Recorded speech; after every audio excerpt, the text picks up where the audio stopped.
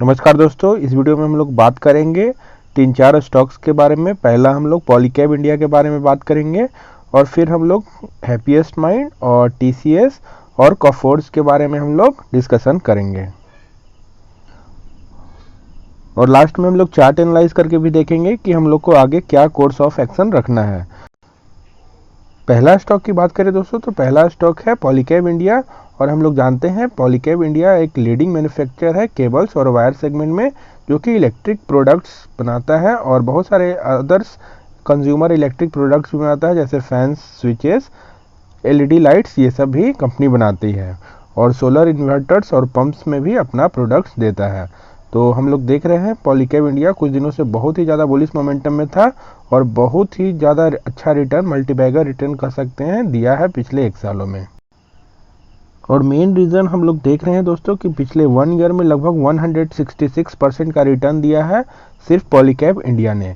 तो इसका main reason है क्योंकि हम लोग देख रहे हैं कंपनी का सेल्स ग्रोथ पिछले 3 सालों में लगभग 10% का रहा है और पिछले 5 ईयर्स में करीब 11% का रहा है।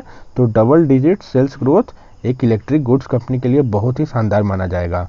उसी तरह हम लोग प्रॉफिट ग्रोथ की भी बात करें तो लास्ट 3 ईयर्स में 34% का बहुत ही शानदार प्रॉफिट ग्रोथ रहा है और लास्ट 5 ईयर्स में लगभग 36% का बेहद ही शानदार प्रॉफिट ग्रोथ हम लोग को पॉलीकैब इंडिया में देखने को मिला है। उसी का हम लोग को रिफ्लेक्शन शेयर मार्केट के इसके प्राइस पे दिख रहा है। और रिटर्न ऑन इक्विटी भी बात करें तो लास्ट 3 ईयर्स में 21% है और लास्ट 5 ईयर्स में हम लोग देख रहे हैं 19% है, जो कि एक कंपनी को ओवरऑल बहुत ही शानदार बनाता है। इसमें ग्रोथ और रिटर्न ऑन इक्विटी दोनों ही शानदार है। और बात करें दोस्तों हम लोग पॉलीकैब इंडिया के सेल्स ग्रोथ की, तो सितंबर 2020 की बात करें पिछले ईयर की, तो लगभग 2114 करोड़ का सेल्स ग्रोथ था, जो कि इस साल बढ़ के हो चुका है 3129 करोड़। तो हम लोग को सेल्स ग्रोथ में तो अच्छा जंप देखने को मिल रहा है, लेकिन गौर करने वाली बात है प्रॉफिट यहाँ पे 221 करोड़ था, जो कि अब घट के हो चुका है 198 करोड़। तो इसका मेन रीज़न यही है दोस्तों कि हम लोग देख रहे हैं पिछले साल की तुलना में इसका प्रॉफिट घटा है लेकिन सेल्स बढ़ा है।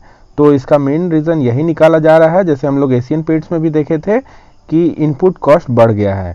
इनपुट कॉस्ट मतलब रॉ मटेरियल कॉस्ट बढ़ने के कारण इसका मार्जिन में हम लोग को रिफ्लेक्शन दिख रहा है और नेट प्रॉफिट थोड़ा सा डिक्लाइन किया है।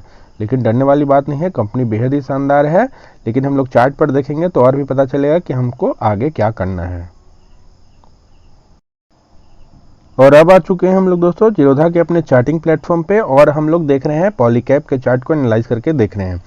और हम लोग बात करें, हम लोग 3 इंडिकेटर्स यूज़ करते हैं। पहला 20 का मूविंग एवरेज, जो कि आपको ब्लू लाइन शो कर रहा होगा, और दूसरा हम लोग 200 डेज का मूविंग एवरेज यूज़ करते हैं, जो कि आपको पिंक लाइन शो कर रहा होगा। और तीसरा इंडिकेटर्स हम लोग लगाते हैं पिवट लाइन या पिवट पॉइंट्स भी इसको बोलते हैं, जो कि आपको सपोर्ट या रेजिस्टेंस बताएगा। अगर प्राइस अपवर्ड मूवमेंट करेगा तो पिवट लाइन रेजिस्टेंस देता है, अगर प्राइस डाउनवर्ड मूवमेंट करेगा तो प्राइस को सपोर्ट देता है पिवट लाइन से। इतना तक क्लियर है। और हम लोग स्टडी सेक्शन में जाके तीनों इंडिकेटर्स को लगा सकते हैं। दोनों moving average simple moving average है, एक्सपोनेंशियल आप लोग नहीं लगाइएगा।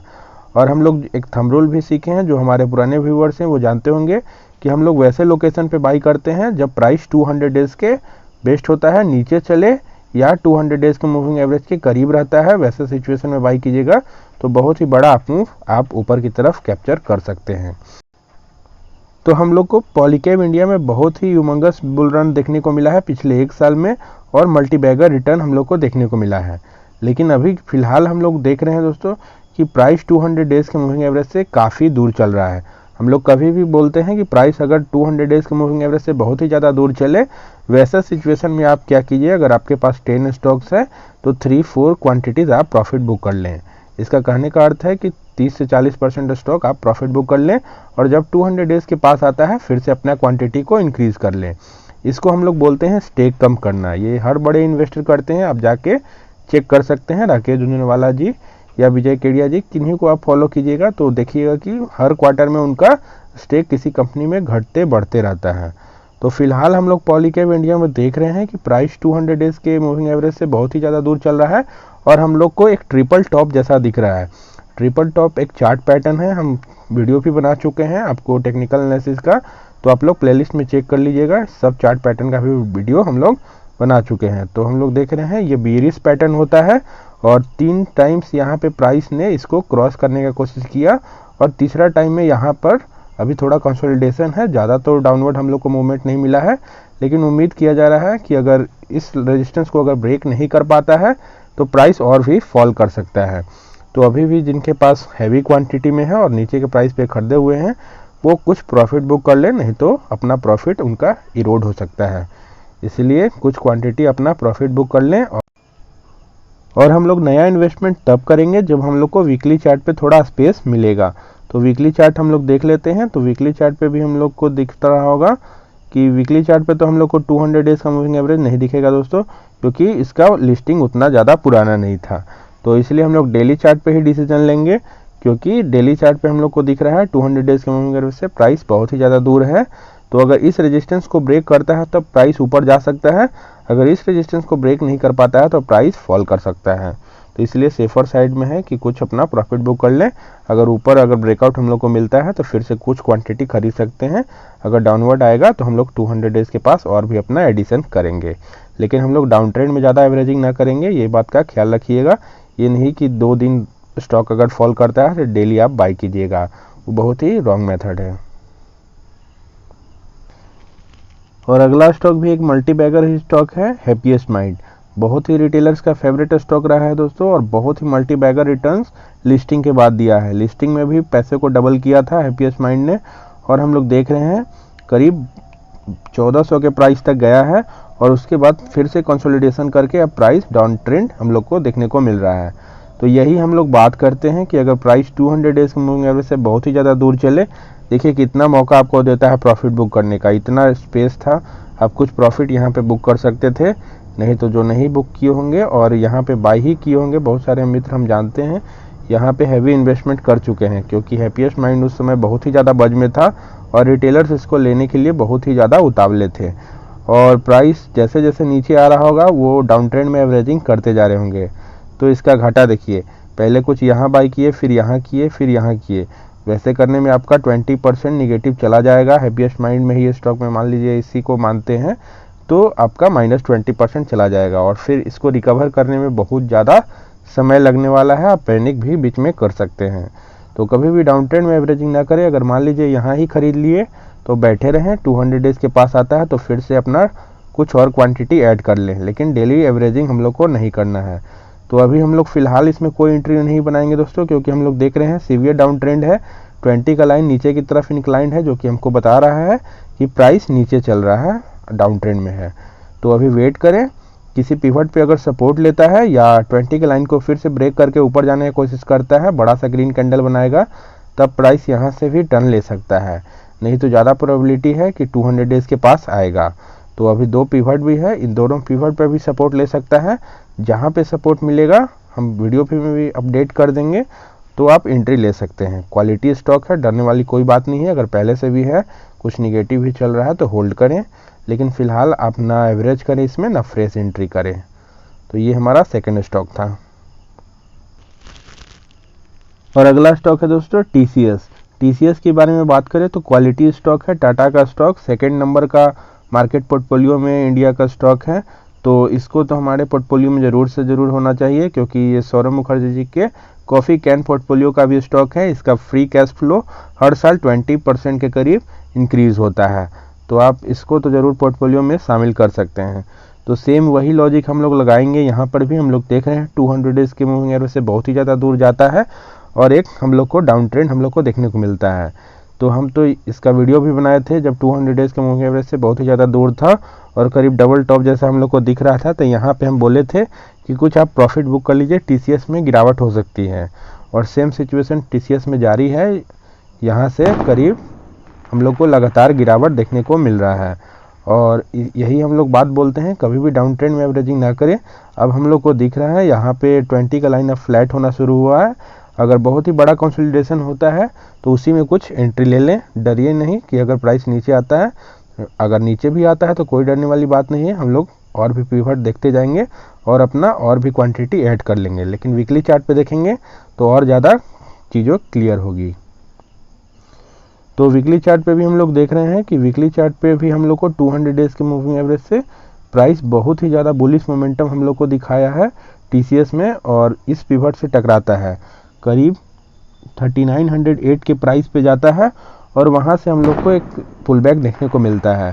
तो अब इस पिवट पे आ चुका है। अगर पहला बार में अगर पिवट तोड़ता है दोस्तों तो वो रेजिस्टेंस का काम करता है और फिर से प्राइस उसी पिवट पे आता है तो नीचे वाला पिवट अब सपोर्ट बन जाता है। तो ये पिवट अब सपोर्ट का भी काम कर सकता है और यहाँ से हम लोग को अगर सपोर्ट लेते हुए दिखता है तो हम लोग कुछ क्वांटिटी TCS बाई कर सकते हैं, अपना पोर्टफोलियो में ऐड कर सकते हैं। तो हम लोग को डेली चार्ट पे एंट्री मिलेगा और वीकली चार्ट पे हम लोग को लॉन्ग टर्म ट्रेंड दिखते हैं। तो डेली चार्ट पे अभी हम लोग को कोई फिलहाल एंट्री नहीं लेना है जब तक कि एक बड़ा सा ग्रीन कैंडल हम लोग को देखने को ना मिले। 4-5% का अगर बुलिश कैंडल हम लोग को देखने को मिलता है और 20 की लाइन को ब्रेक कर देता है, वैसे कैंडल में हम लोग 2-3 बजे के बाद एंट्री ले लेंगे उस दिन में। लेकिन फिलहाल हम लोग TCS को अपने वॉच लिस्ट में रखेंगे। अभी फिलहाल हम लोग को कोई एंट्री नहीं लेना है। और अगला स्टॉक भी दोस्तों एक IT स्टॉक है, कॉफोर्ज। बहुत ही शानदार IT स्टॉक है और इसको भी हम लोग पोर्टफोलियो में शामिल कर सकते हैं। लेकिन इसका प्राइस टू अर्निंग रेशियो अभी थोड़ा बढ़ चुका है क्योंकि बहुत ही ज़्यादा बुलिश मोमेंटम था, तो इस कारण से प्राइस बहुत ही ज़्यादा इसका अभी ओवर वैल्यूड हो चुका है। और वही हम लोग चार्ट पे भी देख रहे हैं, प्राइस 200 डेज मूविंग एवरेज से बहुत ही ज़्यादा दूर चल रहा है और करीब हम लोग को ट्रिपल टॉप जैसा दिख रहा है। तो जिनके पास पहले से है बहुत ही ज़्यादा क्वांटिटी में और नीचे के प्राइस पे खरीदे हुए हैं, कुछ अपना क्वांटिटी को ऑफलोड कर लें, कुछ अपना प्रॉफिट बुक कर लें। तो यही बात हम लोग बताते हैं। हम लोग चार्ट पैटर्न का ध्यान इसीलिए रखते हैं कि जैसे मान लीजिए ट्रिपल टॉप हम लोग को दिख रहा है, ये हमको बता रहा है ये बेरियस पैटर्न है और यहाँ से प्राइस फॉल भी कर सकता है। और यहाँ पर हम लोग को इनगल्फिंग भी देखने को मिला है, एक रिजेक्शन कैंडल है इस पिवट पे और उसके बाद हम लोग को एक बड़ा सा रेड कैंडल है। ये हम लोग को बताता है कि अब प्राइस और भी नीचे फॉल कर सकता है और कभी भी ये डाउन ट्रेंड में एवरेजिंग नहीं करना है, इस बात का खास ख्याल रखना है। तो कॉफोर्ज में अभी कोई एंट्री नहीं है दोस्तों और जिनके पास पहले से है वो कुछ और भी अपना क्वांटिटी अपना बेच सकते हैं क्योंकि अभी प्रॉफिट बुक करने का भी बढ़िया समय है। और वीकली चार्ट पे भी देख लेते हैं। तो वीकली चार्ट पे भी हम लोग देख रहे हैं कि वीकली चार्ट पे भी प्राइस बहुत ही ज़्यादा बुलिश मोमेंटम था। देखिए कितना बुलिश था और हम लोग देख रहे हैं 20 का लाइन बढ़िया से 30 डिग्री का एंगल बना के ऊपर जा रहा है और छोटा कैंडल बनता है जब भी तो और भी बुलिश मोमेंटम होता है। तो यहाँ से और भी ऊपर जा सकता है, ये नहीं करें यहाँ से एकदम क्रैश ही कर जाएगा स्टॉक, वो वैसा भी हम लोग को जजमेंट नहीं करना है। लेकिन डेली चार्ट पे अभी फ़िलहाल हम लोग को एंट्री नहीं दिख रहा है, इसलिए कॉफोर्ज में अभी बाई का सलाह नहीं है क्योंकि प्राइस 200 डेज के मूविंग एवरेज से बहुत ही ज़्यादा दूर चल रहा है। और अगर ये रेजिस्टेंस टूटता है, अगर ये वाला हम लोग को जो रेजिस्टेंस दिख रहा है अगर इसको ब्रेक हो जाता है तो प्राइस अपवर्ड मूवमेंट भी शो कर सकता है। तो फिलहाल तो एंट्री नहीं है। अगर और ये रेजिस्टेंस ब्रेक होता है दोस्तों करीब 5691 के करीब ये रेजिस्टेंस है, तो हम लोग को अपवर्ड मूवमेंट बहुत ही अच्छा मोमेंटम मिल सकता है। लेकिन फिलहाल हम लोग को कोई एंट्री नहीं बनाना है, प्राइस नीचे आ सकते हैं और करेक्शन अच्छा खासा इसमें देखने को मिल सकता है। इसलिए कॉफोर्ज जिनके पास पहले से है वो कुछ प्रॉफिट बुक कर ले और नया एंट्री का कोई अभी अच्छा मौका नहीं है। तो होप वीडियो आप लोग को पसंद आ रहा होगा। अगर वीडियो से कुछ सीखने को मिल रहा है तो वीडियो को लाइक कीजिएगा, अपने दोस्तों में शेयर कीजिए और चैनल को सब्सक्राइब कीजिए। चलिए, थैंक यू।